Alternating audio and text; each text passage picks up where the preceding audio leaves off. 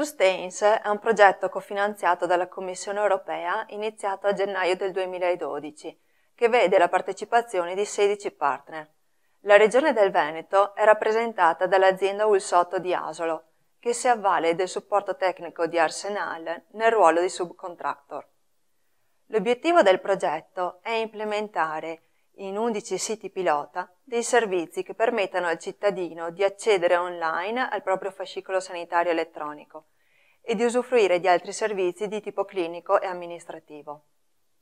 In questo modo il cittadino potrà, ad esempio, accedere ai propri dati clinici, inserire dei commenti personali, delegare l'accesso dei familiari in particolari circostanze, oscurare dei dati, monitorare chi vi ha avuto accesso, prenotare e pagare online le prestazioni, ricevere notifiche per ricordare gli appuntamenti.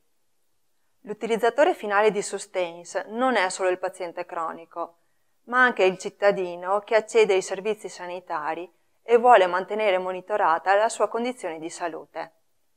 Il progetto permetterà di aumentare l'empowerment del cittadino, che accederà ai suoi dati senza spostarsi, senza affrontare lunghe attese e senza assentarsi dai suoi impegni.